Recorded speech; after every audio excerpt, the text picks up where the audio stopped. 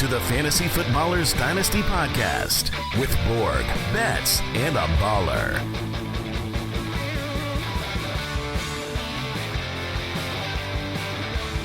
Welcome back.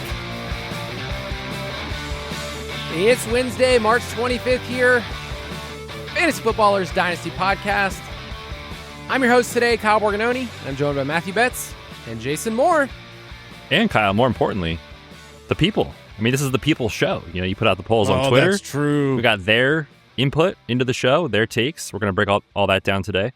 So I like these kind of episodes. It's going to be fun. Usually we don't give a fart about the audience. Not a single one. We don't even, not any farts. We bottle them up, we squeeze it tight, and we don't care about the Foot Clan. But on this specific episode, this is your episode, people. Yeah, no, normally we will waft in our own brand and be fine with it. But we want yours. That's essentially what we're saying. You know my favorite thing to say after a fart now? You know, since we're talking farts. Yeah. Is that one's going to itch when it dries. Oh, man. That's my new go-to. I was not ready for that. Yeah. I've never heard that before, and it's beautiful. No. And it's mostly, you mostly use that to strangers, I'm assuming. For sure. First impressions. In a group. Yeah, but try it on for size. You got to wait for the right sounding one. You know what I mean? It's got to sound a smidge wet. No, you got to go that route. I did have this new fart endeavor. My son plays pitcher, and he's only 6 years old, but he's like, Dad, sometimes I'm out there. Is he a pitcher in T-ball? Yep. And nice. And he will just rip them out there because he's just out there for a long time. And he's like, Dad, what should I do when I fart? And so I said, you can signal to me just so I know we're on the same page. So he's got a signal. He kind of does a little shooter thing. Oh, I love it. From the pitcher's mouth. Father-son special That's bonding. next level parenting, Kyle. You should be so proud of yourself. I actually am very, very proud that he takes the time mid-game to share his farts with me and no one else. But man, beautiful. Yeah. Welcome to the Dynasty Show. Yeah. I'm glad you're here. We are talking to the people. We have a number of polls that we put out on X, and I really wanted to get a pulse of how people feel about some of these questions heading in closer to the NFL draft. So we'll talk some prospects.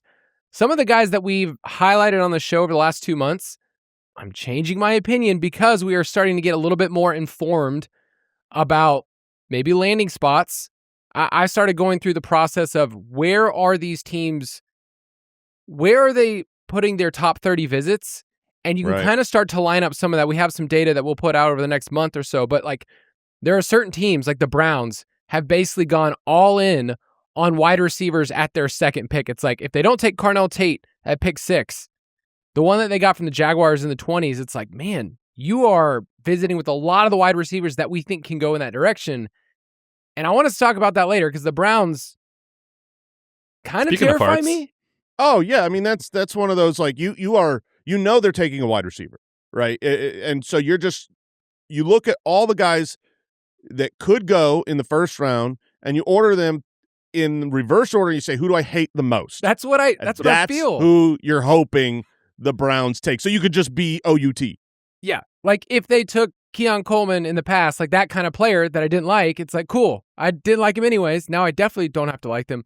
But what if they take Concepcion? Then, you're going to have to struggle with that one, Kyle. Well, or what if like Tyson, a lot of the injury concerns have popped up recently about Tyson. He didn't run his pro days. You know, it's been this hamstring injury that he's had for a while. It's like, man, what if Tyson ends up on the Browns? It's possible. It would hurt. That hurts my heart. There's also a lot of, this is the time of year where the NFL mock draft, not rookie drafts, mock drafts kind of have the same carryover, and you'll see a lot of the repeat same players with same team. Right now, a very common pairing is Carnell Tate with the 6th pick to Cleveland. Yeah. That's going to be a tricky conversation. But yeah, it seems very clear. Either with that pick or the 2nd pick, they're going to be addressing wide receiver at some point early on. If you want all of our rookie rankings, startup rankings, production profiles, you can find them in the Dynasty Pass. That is part of the Ultimate Draft Kit Plus. We're actually in the process right now of finishing adding all the scouting reports of every single player that we have ranked, and I added them up. I don't know how we ended up with this number, with 10 quarterbacks, 15 running backs, 20 wide receivers, 10 tight ends, which just so happens to add up to 55! We did it. We got to stay on brand. Yeah. And to be honest, it's like we really had to push it on the quarterbacks because it's like, is there really 10 guys that we need to like profile? But we did it for the people. No, there's not. There's really not. So you can find all that at ultimatedraftkit.com. My quick question for us is about rookie drafts and where you are starting to get a bit nervous. This can be about your own teams. So, maybe you have a pick. You're like, man, I kind of mocked this a couple of times. I've gone through the process and I'm like, I don't know how this feels. Or, man, if this player goes in this spot, like we talked about earlier, it's like that changes things. So, Jason, I'll let you start first. Where are you getting a little nervous? I think it's the back of the first round in rookie drafts where, obviously we don't know exactly where all these wide receivers are going to go yet. Is Denzel Boston, is he a first rounder? Is he a second rounder? Are we, where's Omar Cooper and Chris Brazel? These guys are like the ones where, depending on where they get drafted, there will be a lot of question marks in the profile. And they could end up being hits and they could end up just being kind of eh. And that's always the spot in my usual rookie drafts where I look at, in this case, it would be Mendoza. And I'd say, do I want the number 1 overall pick, who I know is going to have a super long leash? When look at Bryce Young, right? Bryce Young was benched and forgotten, and he's still playing. He's still the starter. He still has fantasy relevant games, and he's been bad. So when you have that number 1 overall draft capital, that's where I get nervous, where I go, do I want to take the kind of 50-50 shot on one of these wide receivers? And to be honest, I know this is supposed to be this deep wide receiver draft class, and usually when there is a broad brush stroke arc over a draft, it's correct. And so I do lean that this will be a deep draft class. But a lot of those guys in that spot, I have a few concerns on the production. Guys that they're looking to get great NFL draft capital and never got 1,000 yards in a season. That's always one of those, like, that gives me the icks. I don't like high draft capital wide receivers who didn't get 1,000 yards in college. Like, it feels icky. And there's a handful of those guys that are like top 2 round picks that never did that. And I don't know. So at that point, at the back of the first, I'm going to be going, let me just take the short thing. Let me take the high draft capital quarterback. Right. And obviously I'm talking single QB leagues here because SuperFlex, he'll be much higher. I was thinking about last year and how we had those wide receiver question marks at the end of the first round. It was like, well, Matthew Golden's a first round NFL pick. Mm-hmm. Do I take him around the 112? Or it's silly thinking about it now, but Luther Burden was kind of in that same spot, that fringe first round, second round. You're like, well, he wasn't a first rounder like Golden, and he didn't have the same production as he had earlier in his career. And then you had like Trey Harris, you had these other names in the mix, Jaden Higgins, where it was like, it wasn't obvious. Now we look back and we're like, man, Burden's the best player of that group, but it wasn't at the time. No, and honestly, as you roll through those names, you are highlighting that it was a very weak wide receiver draft class, because it really was. Yes. That was another one of those broad brushstroke overarching thoughts on, like, this is a weak wide receiver draft class last year. That's what it was said, and that is really, really true.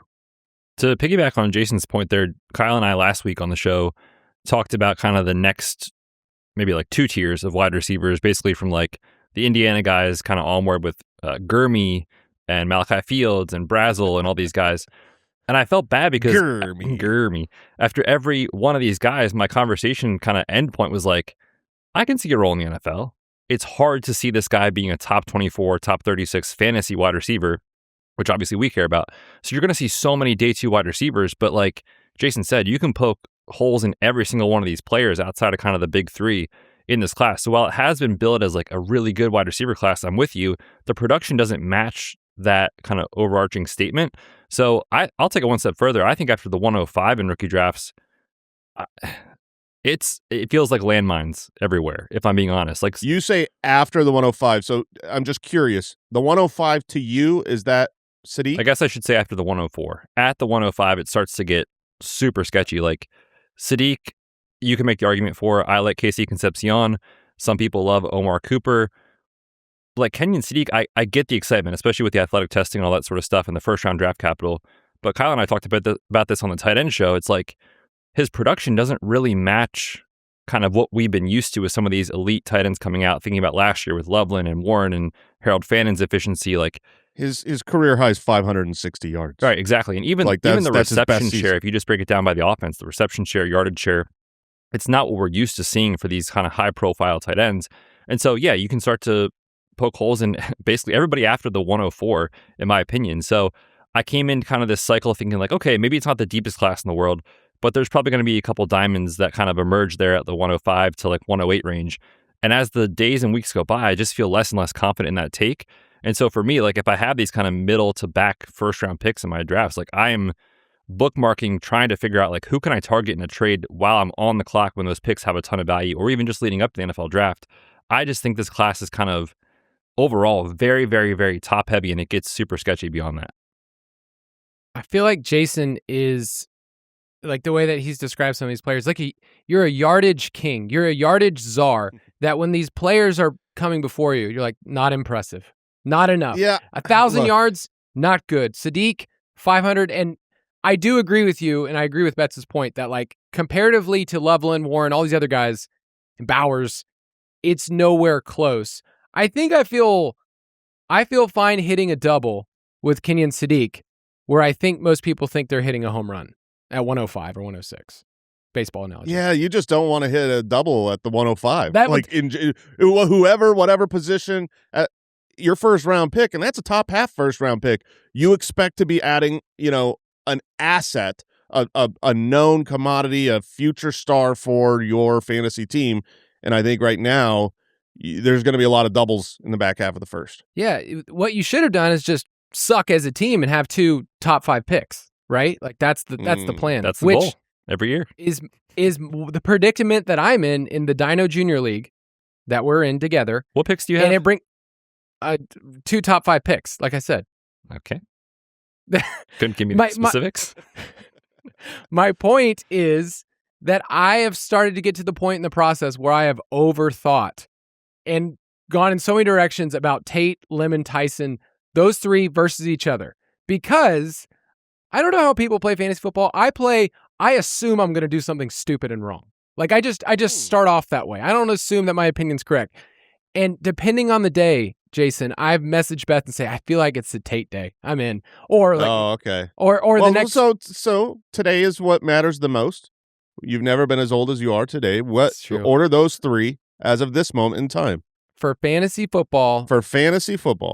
Tyson, Tate, Lemon. Okay. Oh, Betts didn't like it. All right, Betts, where are you at today? Smelled a bad fart from you. Kyle ripped, you know what. And I'm just for the people that it. care, Kyle has the 102. He also has the 105.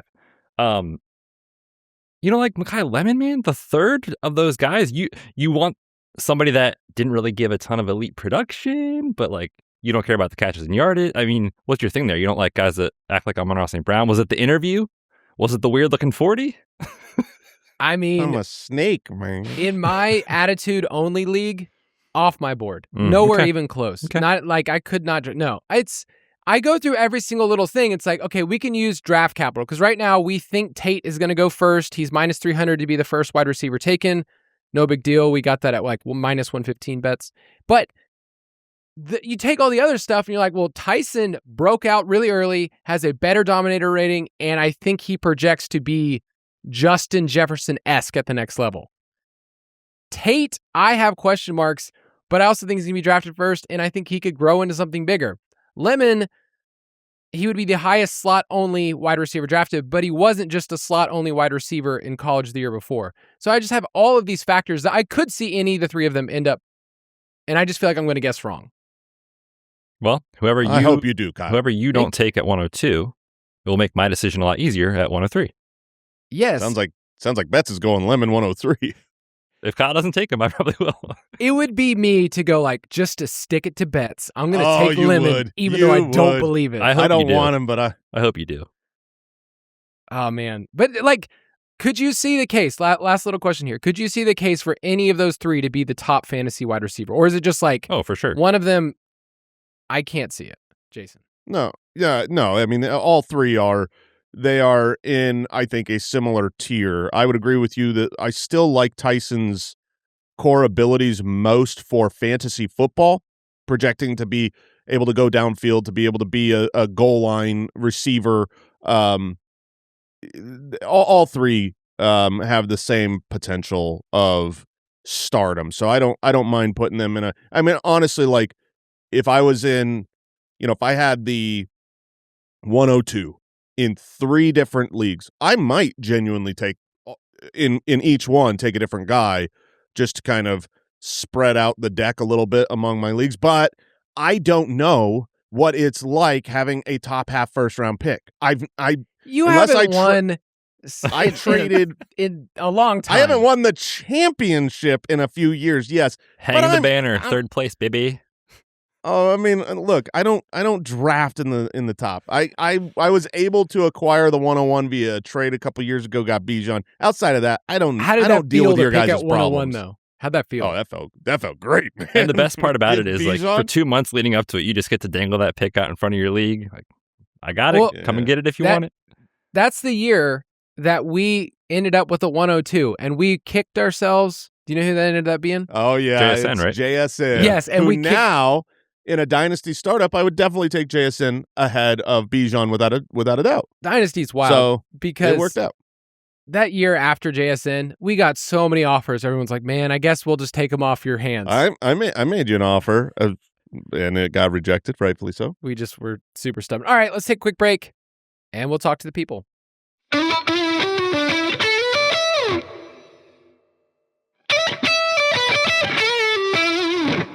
We polled thousands of people, really looking at the results on X, and we're going to talk through some of those questions. Let's go.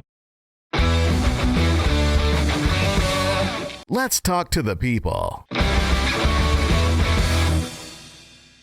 The first question, I think, I love that Jason's on this podcast, because the question is, who is your RB2 in this year's class?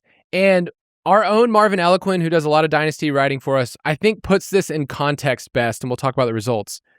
But he said, if you look at all the past draft classes over the last decade for running back, 2026 projects to have the largest gap between RB1 and the projected RB2 in his model. And then when you start to look at mock draft databases, and then when you just ask people, you kind of get a wide opinion. Like it's wild to think about.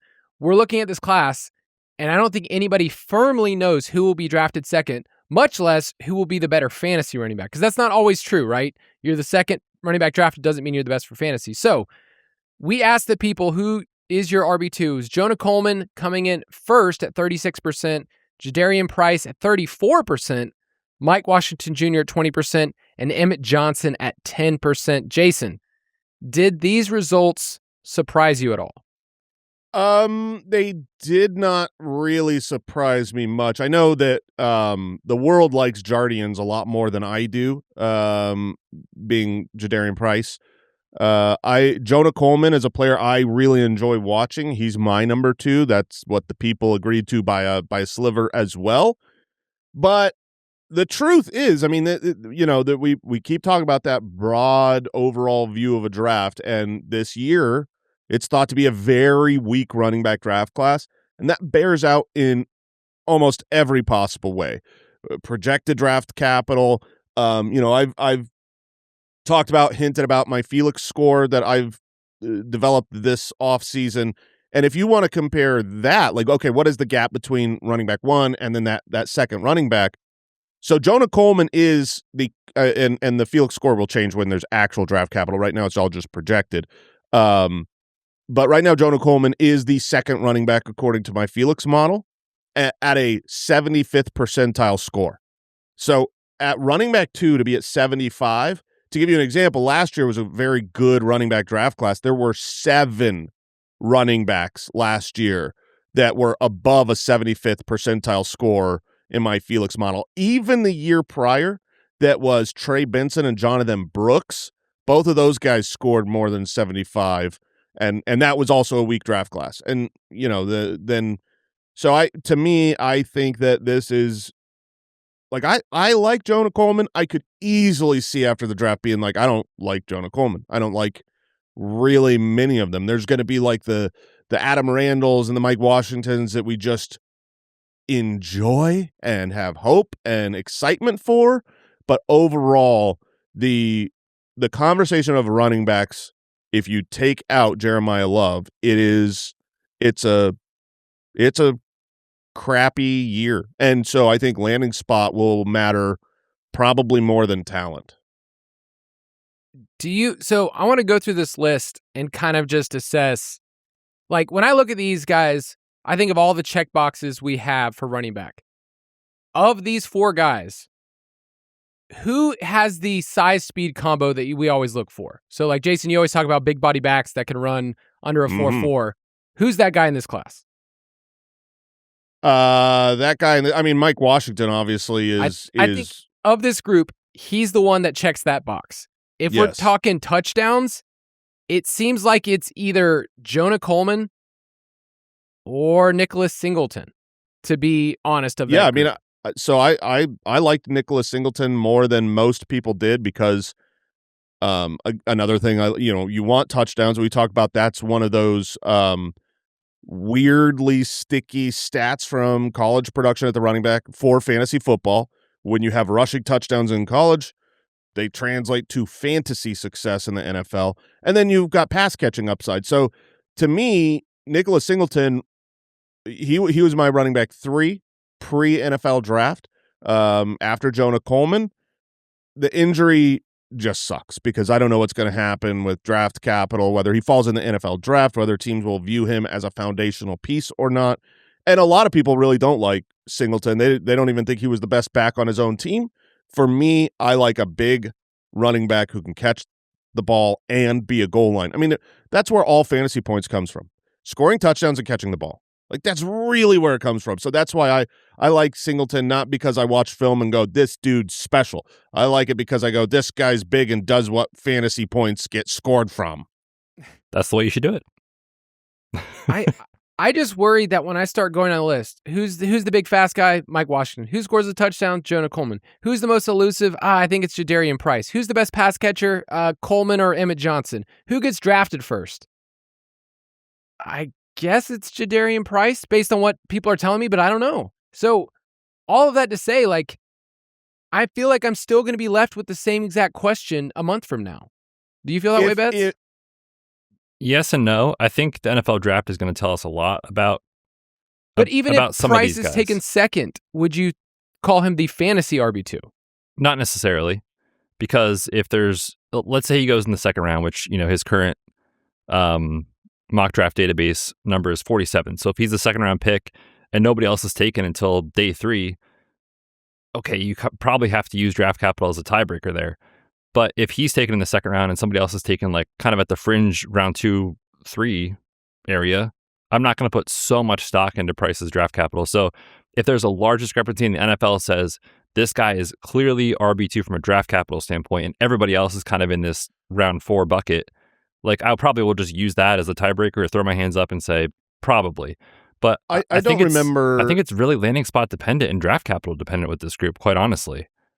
It is, but I don't remember your guys' opinion on Jardians. I know I have been more overly negative, but a lot of people out there just absolutely love him and say that, if it wasn't for Jeremiah Love, he would have been this great explosive back.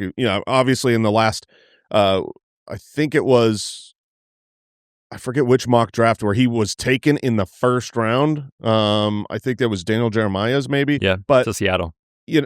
Right. Yeah. I mean, what a great landing spot there if that happened. But what is your guys' opinion on Price? I don't remember. I get the vision of him being a day 2 pick. Like, I see the path for him to go there. I obviously can't really use the pass catching stuff to project forward for fantasy, pass catching? I just can't do that. So I'm not like, I like him as a player. I thought he would test better than he did, and therefore it confirms some of the NFL draft capital stuff. But I think he's good in the open field, like as a runner. And I love the kick return stuff. Just like I can see that translate to the NFL. But he's more like a 3rd round pick. And in this class, maybe he ends up as a 2nd round pick because of the supply. Yeah, it's funny if he was in last year's draft class. I mean, if he came out with all those guys, you're talking about like I feel like he would have been a fourth or fifth round pick. Like it just kind of I think we'd an all probably have him irrelevant like player. behind Scadaboo as a prospect. And the idea, and he for went in sure. the fourth round, so it's like, Yeah, so that's just one of those, like, it's ironic when a down year pushes bad players up. It's like, wait, shouldn't they go lower? It's like, well, no, scarcity. Yeah. In a couple of weeks, we're going to be talking about landing spots. And I've started to go through the process of looking on day 2 who has what pick. So, like, for instance, Washington, they're one of the teams that are connected with Jeremiah Love. If he's there at 7th, they don't even have a second-round pick. So then they have to wait all the way to pick 71. And there's a couple other, like the Giants. The Giants are another team. Like, could they get Jeremiah Love at 5? They don't have a third-round pick. So it's interesting to figure out what they do early and how that affects their draft capital on the rest of day 2. So we'll be talking about some of those. San Francisco's interesting to me. This is just a random. They have 4 fourth-round picks, and 3 of them are because of compensatory picks. I guarantee it's going to be one of those running backs that goes in the 4th round, and we're like, 49ers running back? I'm down with this. Yeah. And we're going to go crazy for it. So we'll talk landing spots. Who would you hope? Who would you hope? Which one of your guys would, because obviously you're behind Christian McCaffrey, your dad is a rookie, barring injury. Which guy would you be like, that's who I want to be on that team? Emmett. Yeah? I like Emmett. Emmett. Okay, all right. I'd be cool with Emmett. He would Mike Washington feels like a 49er, doesn't he? The size-speed combo that Shanny always loves. Big Mike? Yeah, I could see it. This next question, I think, brought up a really interesting discussion. We also got some good comments from it. In a dynasty startup, which of these wide receivers are you taking? And I took these guys because they're back-to-back in our dynasty startup rankings. Is Malik Neighbors, who was at almost 50%, okay? Justin Jefferson, about 21%. Amon-Ra was at 18.5%. And then CeeDee came in last at 13%. And there's an age discrepancy. So I think some people see the phrase dynasty startup. They're like, if I'm starting today, I'm obviously not taking the oldest guy of the group. But that's not actually how we have them ranked. So Neighbors doesn't shock me that he's the top pick. But would you guys take Neighbors in a dynasty startup right now over these guys? Oh, man, this is tough. I think, yeah, I had to look at my own rankings and really think, if I was on the clock in a startup, who would I genuinely take? And it would be Neighbors. I would rather have the 22-year-old versus the 26-year-old. Obviously, coming off the injury, that sucks. But that's a large enough gap where I feel like that doesn't mean in my current league that I would rather have Neighbors than CeeDee Lamb. But it does mean if I'm starting from scratch and I'm building a foundation that I would tie break towards Neighbors because it gives me 4 more years to build. If I know, especially because this is the first round of a startup, right? You don't know if you built a veteran team. You don't know if you built a win now team. The draft comes to you as you go along. So that's where it's like, in that first round, I want a younger foundational piece because I don't know if at the end of the draft, I'm going to look at my dynasty team that I just drafted and say, I am absolutely a year 1 contender. I might be, but I might not. If I'm not a year 1 contender, like if I don't look like I think I'm one of the top 4 teams in the league at the draft, then I would much rather have Malik Neighbors than CeeDee Lamb. But if I was a contender in my actual dynasty league, I would prefer the guy that's healthy right now. Yeah, I completely share that take. I said, this feels tough. And then I was like, wait a minute, 4 years. 4 years is a lot when you're thinking about wide receiver age. Like, he's not even close to his prime yet, which is crazy to say. Obviously, the injury and everything, but like what he did as a rookie in the first couple of games, I think we all agree he's a superstar. It's just like, let's get him healthy. Let's get Jackson Dart another year in the NFL and kind of see what these two can do together. They didn't even get to play together last year at all, barely. So yeah, he's not even 23 years old. To me, that is definitely the tiebreaker here. So I agree with the people. I would take Neighbors first. A year ago, do you feel like Jefferson was the easy answer here? I think that was the consensus take. Yeah, for sure. Jefferson looked like he was invincible, and then we saw.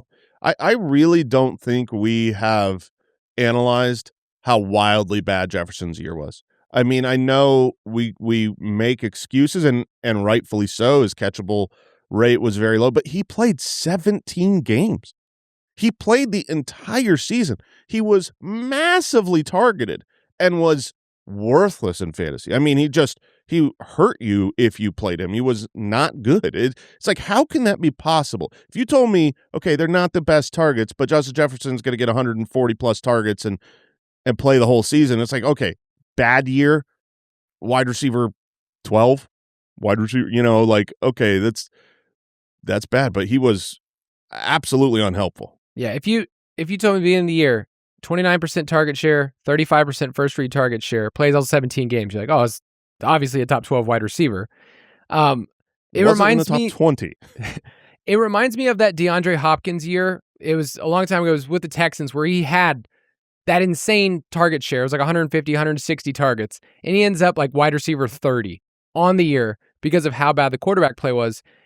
Which team, so of these teams, Giants, Vikings, Lions, and Cowboys, which team situation are you most confident on for Dynasty? And like you mentioned, Neighbors and Dart haven't played together. That's also like a counterpoint where like, I haven't seen them play together. I think they're both good.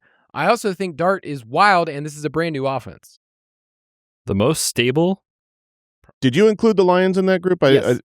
Okay. Yeah, I was going to say. I would say the Lions are the most stable. Either Lions or the situation with Dak, obviously the mind meld connection there. But yeah, it's one of those two, Dallas or Detroit. I feel like Amon-Ra is the pick that I can poke the least amount of holes in of this group. Mm-hmm. And used so, around goal line, highly targeted, best situation, paid as much as anybody. So, but he's usually the last one people want of that group because for some reason he's just not as sexy, right? Which blows my mind. Consistency is not sexy, Jason. Did you know that? It sure is. It's just not seen as sexy. Like, man, people need to look at consistency a little bit more highly. Last little question here. Who do you think is the most talented NFL wide receiver of this group? This is different than a fantasy conversation. Just who do you think it is? The most talented? Yeah. Jefferson. Yeah, I think we'd all say Jefferson was mine too. I'm like staring at Jefferson. I'm like, I want him to be the answer. I think he can be the right answer, even in a startup. But I think we all agree, like, Neighbors, take the 4 or 5 year discount, and hopefully the Giants are just really fun. Like, they're just a fun team moving forward, and we can see where they're going. This next one's pretty quick, but I wanted to follow up about wide receivers. The question was, how many wide receivers can you start each week in your main Dynasty league? We get questions all the time from people. They're like, hey, in my league, I'm only starting 2 wide receivers or 2 flex, or 3 wide receivers and 2 flex. And then there's some people out there, it's a very small percentage, about 20%, that are starting 6 or more wide receivers every single week. So in you guys' main Dynasty leagues, how many wide receivers can you start each week? My main one, I believe, is 4, with 2, start 2, and then 2 flexes. Yeah, our 2 main Dynasty leagues we're in are the same. Yeah. I have a full PPR league that is 3 wide receivers, and then there's 2 flex spots, which is fun in full PPR. Oh, yeah. If you want to go that direction, but it's most... Is that SuperFlex? Yes. Yeah, see that if you're playing in a SuperFlex, I really prefer full PPR 3 wide receiver SuperFlex. It evens out. It makes wide receivers so important, and it lets you take advantage of people who get way too enthralled with the SuperFlex, and they just think quarterbacks are the only thing that matters, and you load up on wide receivers and you beat them. I love that. Yeah, but what if you load up on wide receivers and then you just don't ever win the championship, like me in that league? You should try winning. Sounds like you need a co-manager. I do need a little help in that league. Next question is about Breece Hall, and it's interesting, the opinions, because the question was, what fantasy finish are you expecting for Breece Hall in 2026? And I asked for half PPR leagues. 61% of the people said that he could be a top 16 running back, which technically he's only done once in his career. The next highest one was 35% said he could be top 24. And then there's a very small percentage that thinks he can hit the extreme outcomes, the top 10, or he's just a train wreck. based on what he is in Dynasty, of where you value him as like a top 15 running back who has a 1-year deal right now and hopefully gets some deal next year, do you feel like this is kind of like a meh outcome that the people are expecting for Breece Hall, where it's like he's valued as a top 15 running back? People think he can be that, and he actually hasn't been that other than 2023. So what do you think, Betz? It's just hard to be a top tier running back when your scoring expectation each week, like as a team, like the Jets team total every single week is going to be like 16.5 points. Systemically, there's just so many issues with this team. Like Geno Smith is probably starting for this team. That in and of itself is terrifying. So he's so talented. He catches the football. He's so explosive. He's so good that the opportunity and the talent will keep his floor somewhat high. I agree, though, it's just hard to see a top tier ceiling with this version of the Jets, which feels like it's getting worse, which is kind of somehow hard to even imagine. You're not a big Frank Reich guy? I will say their offensive line I kind of like. It's weird, like how most bad teams, their line usually is also terrible. Like I feel like the Jets have some dudes on offensive line, but Aaron Glenn I don't believe in, and Frank Reich I don't believe in, and this team clearly has their eyes set on the 2027 quarterback class, so they will be incentivized to be picking in the top 3. So systemically, I think there's just risk here, which is why I don't see a huge ceiling. So if you have Hall right now, and you think about where he's valued as like a top 15 running back, is it better than to cash out? Because what we're still hoping then is that he does hit this outcome, and then we hope he gets an extension somewhere, like, a 3-year free agent deal, to go somewhere else and leave purgatory, and then it will eventually get better. It's like, why not just get paid for the top 15 running back you have right now? I think that's fair. I wouldn't argue with that. It's just running backs are so hard to come by in Dynasty, and we're unlikely, going back to our conversation on this class, to get anybody outside of Jeremiah Love that's really locked in as a contributor for the foreseeable future. And so if you got a guy like Breece Hall, who we know the talent is there and the workload is going to be there, it's so hard to find running backs in Dynasty that I could see if you were a contender holding on to him. But if somebody else out there is still willing to pay for the name value, which I'm not even saying his name value, but like for the talent that he is, I would be willing to see what that gets in a trade. I think it's just tough. I think the shine of Breece Hall year over year in Dynasty leagues in the trade market is probably starting to wear off a little bit, where he was just so highly coveted his rookie year, and coming off the injury, he was insane. And then the Jets have just been so bad year over year that I think the shine is kind of worn off a little bit. Do you guys, so last little question here with Breece. Do you feel like if you had him and you're not a contender, it's better to wait till your trade deadline, because then people are super desperate for running backs, than trying to cash out now? What would you rather do, Jason?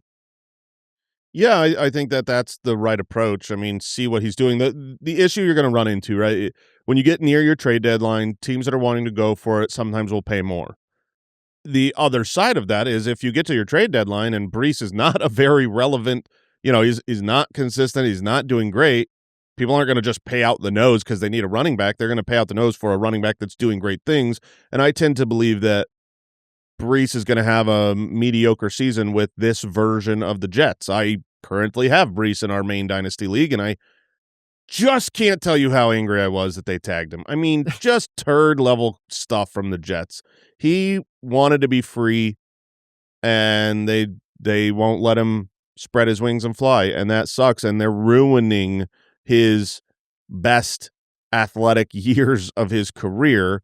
Next year, does he hit the open market, get a new team? Great, but then how many years left you got? So if I had him and I'm not a contender, I would probably look to trade him off of a great week. If week 1 he comes out with Geno and catches the ball 6 times and scores a touchdown and is like the running back 5 or 6, that's when I'd look to flip him.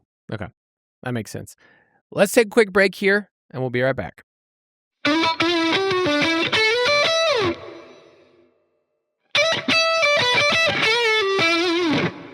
All right, we're going to move through a couple more questions here, talking to the people. This first one is about the second-year wide receivers. Which wide receiver are you most bullish on for a second-year breakout of this group? Jaden Higgins, Travis Hunter, or Matthew Golden? So these are all players that you would have drafted last year. Hunter and Golden in probably the first, Higgins probably mid to early second.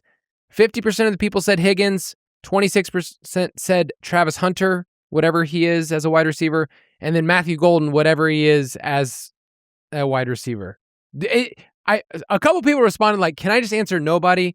And I said, I get it. Speaking of a down wide receiver draft class last year, I mean, this is the best example of how last year's draft class really is. Because the first round wide receiver on a good Packers team who just lost Romeo Doubs is coming in third place behind a cornerback. So it's like, that's rough. It's kind of fair, though. It is fair. Well, no, I would probably take Golden ahead of Hunter. I'm worried that he's not going to play wide receiver, but I mean, Higgins would be my number one of this. And I'm not like, don't hear what I'm not saying. I'm not out there trading for Jaden Higgins thinking I expect a true breakout coming. I don't. I think the people's answers of being like, maybe none of them is the right answer. I agree with that. Higgins was like fine last year is how I put it. Obviously, Matthew Golden's year was pretty much a disaster, all things considered. Like, if you told me in week 1, hey, this first-round wide receiver, Jaden Reed's going to miss almost the entire season. Christian Watson's coming off a torn ACL. All these things, like Tucker Kraft's going to tear his ACL in the middle of the season. The C's part for this guy to emerge, and it just never happened. It does happen in the NFL. It's rare. It could happen. The odds are so stacked against this working out. So I'm with the people. Like, I think he's third on this list. The problem with Travis Hunter, like you said, is we don't know where he's at wide receiver versus cornerback, and all their moves seem to indicate more corner than wide receiver. There was a report like a month ago in February that was going to be the case, and all we've seen them do is trade for Jacoby Myers, sign him to an extension, try to bring in Jake Bobo. Like, the signs are all there. They don't trade Brian Thomas. They keep him. It's all the Parker Washington breakout. Yeah, so they all really makes don't sense. need him at wide receiver For sure. So I guess by default, Higgins, but I don't feel good about any of these three. I don't feel like the only one that feels like a buy low if somebody in your league just listened to this podcast and they're like, oh, you guys trash Matthew Golden. I'm like, I mean, if you want to give it to me for a late second, I'll talk. But Higgins, I feel like you can't really jump in and say, other than Nico missing games, is he going to see more than 20% of the targets? Like, that's just kind of where he feels capped. And it just feels like the wrong team for him. Like, I wanted him to be in a different spot to have that role, have a Nico role, and Nico already has that role. Yeah, I don't know if it's really that bad a spot. CJ Stroud just needs to step up and be better. That's really the truth. They need him to play better at quarterback. With Christian Kirk out of the way, the opportunity is there. And when I watched Higgins, I thought he looked good. I never watched him and thought like, there's, I was curious why he didn't get the opportunity more. Like, Christian Kirk was hurt twice in the year, started the year injured, missed 2 games a little bit, midway in the season. And I expected them to really allow Higgins to flourish, going deep into the, into the season, into the playoffs. And they just didn't let him. And so I don't know, maybe that was talent. Maybe they didn't like what they saw, or they didn't trust him as well. There's so many things that go into that. However, if it is truly just one of those, you look at DeMeco Ryans and this defensive, team that was winning because they had one of, if not the best defense in the league. Just put the veterans out there, the guys that aren't going to make mistakes. That's what our offense is. Not the rookie for his rookie season. And now you lose Christian Kirk and he's not a rookie. And now it's like, okay, now this is your job. Higgins does have a chance, I think, to break out and be special. But if I had to take a year 2 wide receiver, it would be Luther Burden. Okay. Agreed. One thing that's interesting with Golden, like, where would you guys compare him in this year's class? Obviously well behind the big 3 at the top, but like once you get to like, I don't know, Denzel Boston range and like Gurmey and Chris Brazel, like in that crew, like at that point when you're on the clock, let's say you're at the 202, 203, and like you're starting to consider like some of those types of names, would you flip that pick for somebody like Matthew Golden and just say, hey, this was a first round pick on a good offense, let's just hope it works out? Because the odds of that second round pick hitting anyway are pretty low. What are your guys' thoughts on that type of strategy? No, knowing that Golden had the first round draft capital, he has a leash. if you take that out and just say where as a talent does he slide in, before the NFL draft last year, just like we were talking about with the running backs of percentile score of talent, I would have put him behind almost all these wide receivers this year. Last year, I was saying before the NFL draft, I can't believe people are talking about this as a first-round wide receiver. I would see him as a third-round wide receiver. I think he's a third-round talent going into last year. Obviously, he was drafted in the first, so that does change things. And so I think if you're in the second round of rookie drafts and you can flip a second-rounder for a guy who was drafted in the first, who they do need, does have opportunity, that probably works. But as far as just pure talent, I'd put Matthew Golden behind probably about 6 players in this year's draft. Yeah, I'm looking at who goes at that 1-2 turn or the beginning of the second, like Chris Bell, Chris Brazel. I'd put him behind Omar Cooper, Concepcion. I'd put him ahead of Malachi Fields. I'd probably put him ahead of Elijah Surratt. Just very, very different players. I think the best part about Golden, which I can't believe I'm saying nice things, but this is where we are, is the team. The structure of the team. Yes, they always rotate wide receivers, but at least there is a path on this team with a quarterback that has always had an above average touchdown rate. And so can Matthew Golden have one of those years where he hits 7-8 touchdowns? I think so. Absolutely. Yeah. So he can. But it's funny. So I've got my Felix score, and I've also got a talent score that I haven't really brought up. That's no draft capital. Oh man, he's crushed here. Have you seen it? I just I'm shared looking it right now. Yeah. So his talent score minus the draft capital. With the draft capital, his Felix score, which to be clear, the Felix score is far more accurate You than share the that talent with score. his parents, right? The talent score? No. That's keep that away from mom and dad. So he's 84th percentile with that first round draft capital and everything else factored in. That's a pretty good score. But if you take that out, his talent score minus that was 10th percentile. So yeah, I mean, and again, the talent score metric that I have, it is not nearly as reliable. The best indicator of success is the draft capital, but it does show that there were concerns in his profile for sure. Yeah. No, that's okay. I feel like we're kind of landing at the spot of here's where he should have gone, and I feel comfortable with that. First round pick, man. Anyway, he'll be one of those guys first time in years. It's so funny because the Packers just refuse to take a first round wide receiver. We're begging them year after year after year. It's now? This is the year you take a first round wide receiver? Ooh. All right, this next question is more of a philosophical question. And it's, which of the following is most important for your main dynasty league? And I really thought about this question, framing it in a way where when you think about dynasty and what makes your leagues, what makes them fun, here are the categories. Is it the format, meaning it's SuperFlex, tight end premium, that type of format?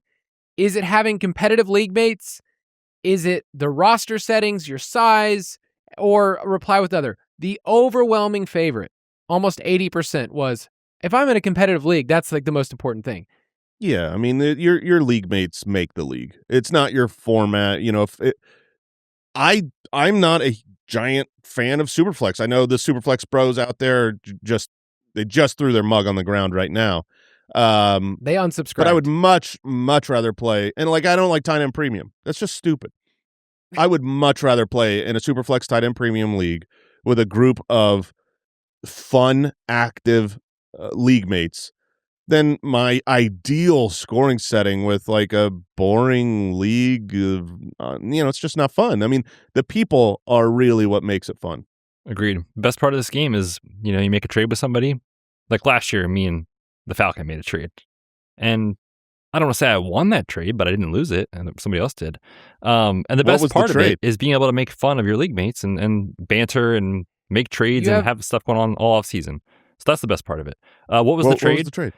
It was surrounded. It was a Jalen Hurts, Devonta Smith stack that I sent, plus George Kittle, I believe. So I was like, you know what? I don't think I can contend. I'm gonna trade away.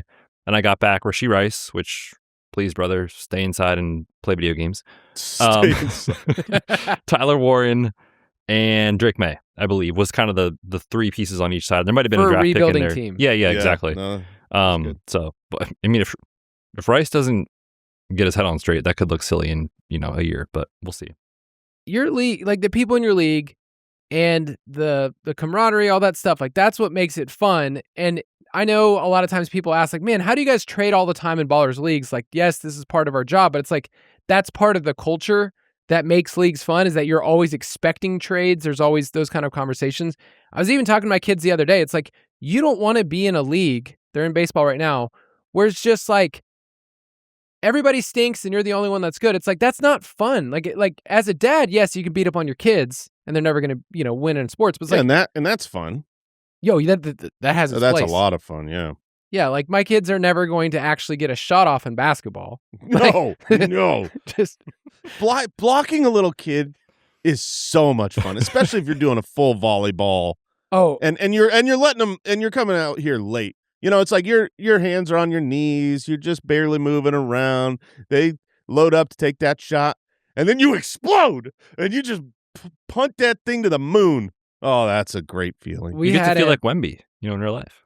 Oh man, Yeah. that's got to be awesome. No, we had a parents and children game like at the end of the basketball season, and the first shot my son put up, I wanted to send a message, just send it into the stands. It felt awesome. I let him shoot the rest of the time, but you want to be in a league with people that at the end of the day, like maybe you don't understand this other crazy format this other person brings up all the time. It's like, but the people I'm with, whether it's one quarterback or SuperFlex, like it's about that. So we have a lot of people that find good leagues, footclanleagues.com, if you're looking for that. Genuine question. Does the league idiot make the league better? I think it does. I think it can. Define this idiot to me. We all know who we're talking about. Well, no, I mean, each league has a league idiot. It's actually me. No, it's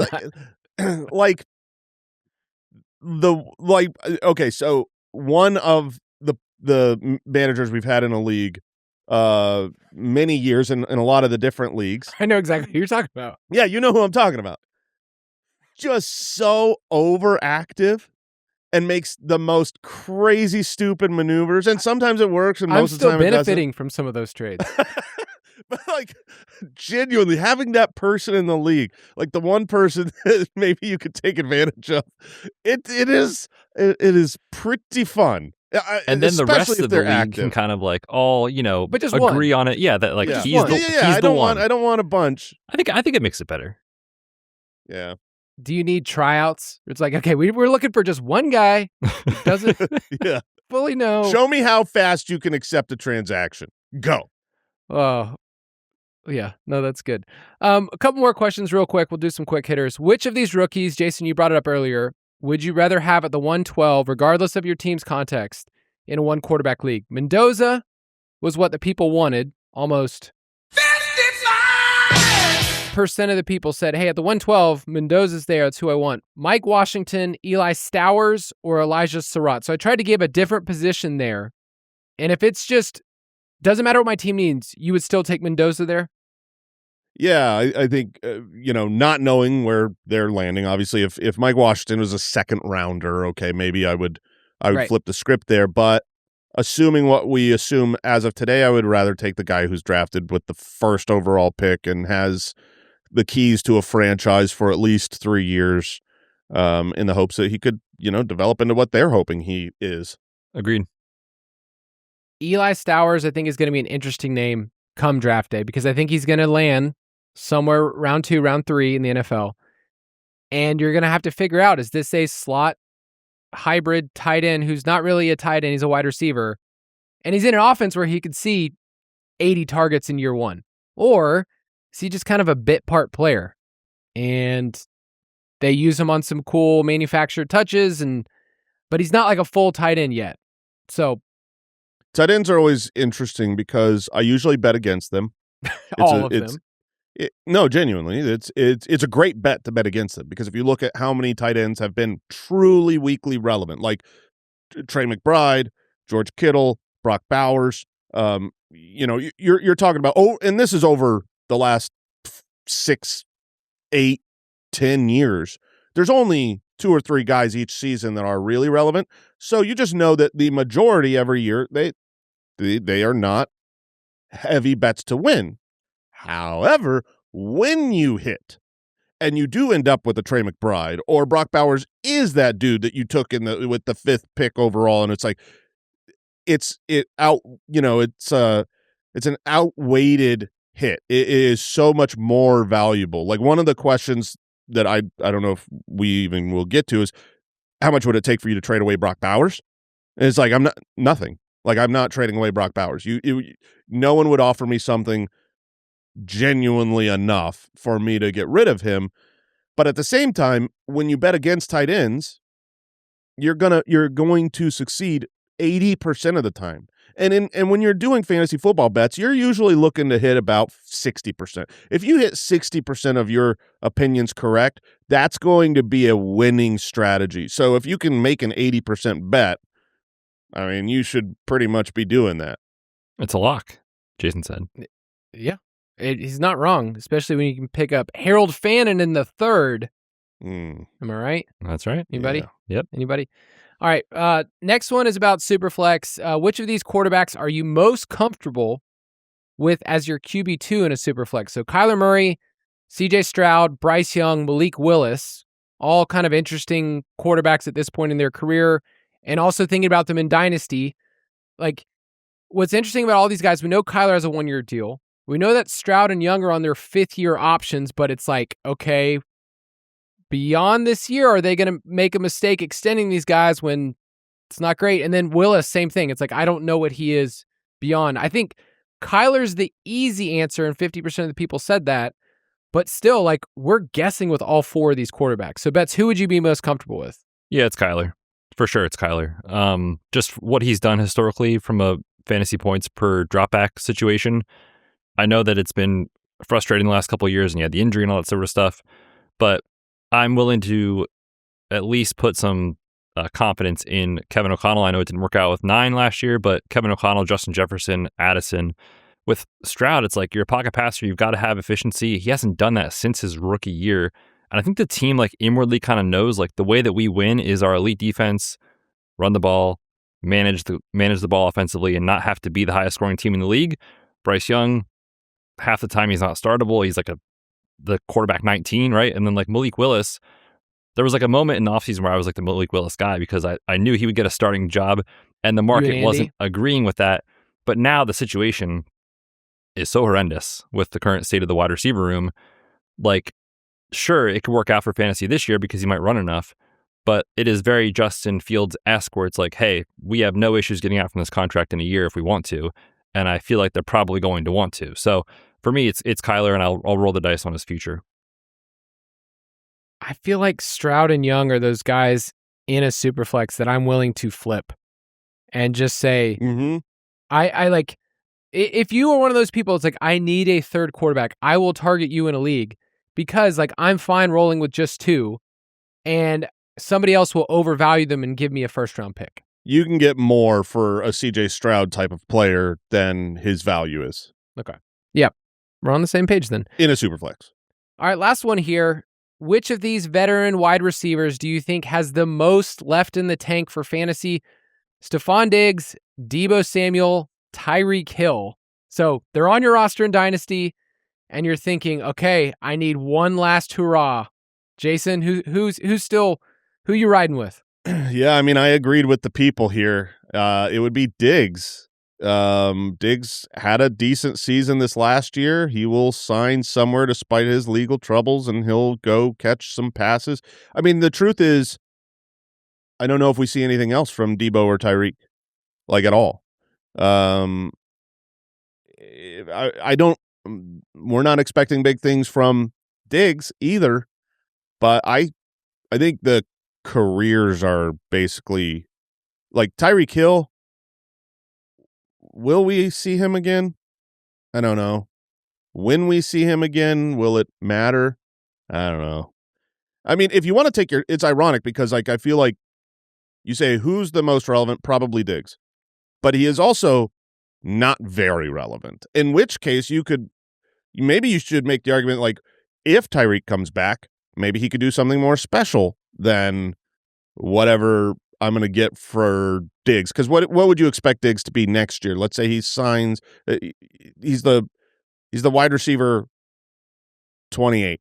He goes to Miami, a great place, to soak up targets. Plenty of targets available. Oh, my gosh. And life. Diggs on Miami Beach? What could go wrong? Oh, man. That sounds like a party. That's just that is a guarantee. Of course he's going to go to Miami. Oh, my gosh. Diggs in Miami. He couldn't control himself in New England. I mean, come on. Oh, man. He was in Minnesota, Buffalo, New England. He's like, I got it. It's time to go to Miami. I got to go to a beach. Oh, man. That's the end of Diggs for sure. Yeah, I mean, I have Diggs in a league. If someone offered me a third, I'd probably just hold Diggs and hope he gets a contract. I mean, he'll sign somewhere. Don't you think? Yeah, he'll sign somewhere. Yeah. He'll Keenan Allen this thing and be like, all right, I'll show up in late July when you need me, if you need some targets and somebody gets hurt. So, it's funny. I'm like thinking, man, 2019 fantasy football, Deebo Samuel, Stephon Diggs, Tyreek Hill. If you had these three players on your dynasty roster, you are feeling awesome. And then when it's gone, it's absolutely gone. That's going to do it for this episode. Next week, we will be back doing another rookie mock draft. I'm sure we will get it right this time, and all things will be good. Make sure you head to ultimatedraftkit.com. We'll talk to you again next week. Thanks for listening to the Fantasy Footballers Dynasty Podcast. If you want to take your dynasty skills to the next level, check out thefantasyfootballers.com.